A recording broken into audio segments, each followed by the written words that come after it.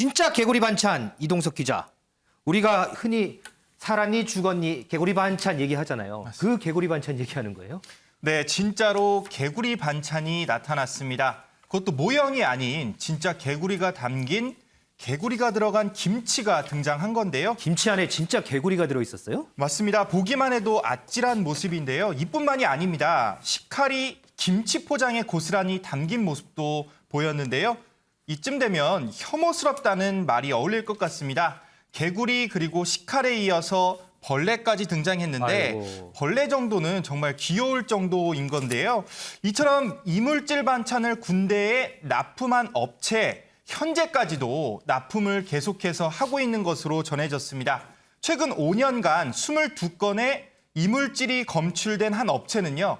올해 군으로부터 97억 원 규모의 신규 계약까지 따냈다고 하는데요. 아니 저게 진짜 군인들이 받은 식판 안에 있었다는 얘기 아니에요? 맞습니다. 이쯤 되면 군대에 아들을 보낸 우리 부모님들 머리띠 매시고 전면에 나서야 하는 게 아닌가 그럴 생각이 들었습니다.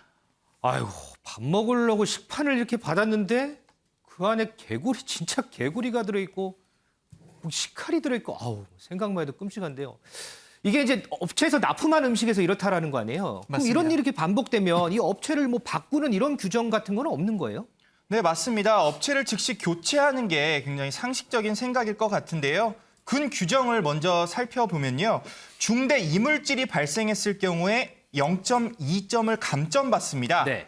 근데 경미한 이물질이 발생하면 0.1점이 감점되는데요. 그럼 저 개구리 같은 경우에는 보니까 이 중대 이물질인데 0.2점 감점되겠네요? 맞습니다. 0.2점이 감점됐을 것으로 보이는데요. 10점 만점 중에 98점을 넘으면 군납 입찰에 참여를 할 수 있다고 합니다. 네. 그래서 0.2점이 감점이 된다는 건 유명무실하다 이런 오. 비판이 나오거든요.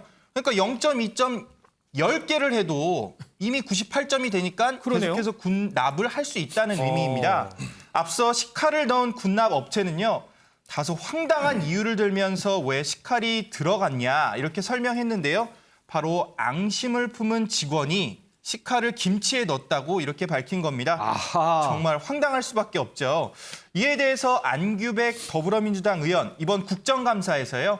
군납 식품 이물질보다 더 무서운 것은 군 관련자들의 방기와 무관심이다. 원 스트라이크 아웃 제도를 조속히 도입해야 한다고 강조하기도 했습니다. 배종호 교수님, 네. 이게 군의 이 급식 문제가 계속 불거져요. 이전에 이제 부실급식 때문에 이제 논란이 됐는데 물론 이 부분은 그 부실급식하고는 좀 사안이 다르긴 합니다.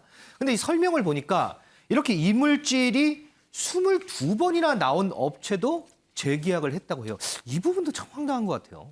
제가 볼 때는 뭐 군대에 급식을 제공하는 문제에서 상당한 구조적인 지금 문제가 있는 것 아닌가 구조적으로 문제가 생각이 있다. 됩니다. 왜냐하면은 뭐 단순한 실수, 우연이라면은 이게 한두 번으로 끝나야 되는데 말씀하신 대로 부실급식 문제에 이어서 계속해서 지금 문제가 터지고 있지 않습니까? 네. 뭐 심지어는 개구리 반찬에 아이고. 또 말씀한 식칼까지 나왔다는 것은 이건 제가 볼 때는 뭐 단순한 우연의 문제는 아니고 그래서 자세히 이 문제에 대한 보도를 좀 살펴보니까 역시 이제 군납 입찰 규정에 좀 문제가 있는 것 같아요.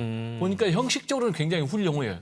100점 만점에 95점 만점, 95점 이상이 돼야만이 입찰에 참가할 수 있는 규정이 이제 돼 있는데 네. 안으로 들어가 보니까 아까 이제 이런 뭐 식칼이 발견됐다. 그러면 감점이 0.2점밖에 안 되는 거예요. 그렇죠. 그리고 뭐 또 경미한 그런 이제 잘못은 0.1점. 그러니까 굉장히 겉으로는 화려해 보지만은 내부적으로 보면은 허술한 그런 규정이 있는 거죠.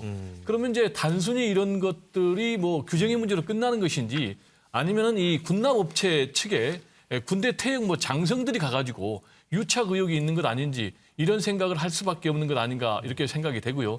따라서 제가 볼 때는 두 가지 좀 해결책이 나와야 될 것 같아요. 네. 하나는 대대적인 감사가 좀 필요하다. 아시겠지만 1993년도 김영삼 전 대통령 정권 시절에 율곡비리라고 있었어요. 있었죠. 군 현대화 전력 사업인데 여기에 이제 국방장관 또 청와대 외교안보 수석까지 무기중개상에게 뇌물을 받아가지고 유착된 그런 이제 사건이 있었는데 대대적인 감사를 통해서 뿌리를 뽑았거든요. 따라서 대대적인 좀 감사를 통해서 만약에 군납업체와의 비리가 있다면은 이번 기회에 좀 뿌리를 뽑아야 될 필요가 있다라는 좀 얘기를 드리고 싶고요. 또 하나는 이 입찰 규정도 좀 바꿔야 되는 게 원 스트라이크 아웃 제도를 도입해야 될 것 같아요. 한번 지금처럼 나오면 바로 그렇습니다. 퇴출이다. 네, 지금처럼 뭐 잘못을 해도 0.2점 감점하는 것으로 끝나는 것이 아니고 네. 완전 추방하는 이런 강력한 조치가 있지 않고서는 계속해서 이런 군남 문제의 부실 문제가 이어지지 않을까 좀 우려가 됩니다. 이 군 장병들 나라 열심히 지켜야 우리가 단잠을 이룰 수 있습니다. 이 문제 좀 철저하게 좀 진행을 좀 해주시면 고맙겠습니다.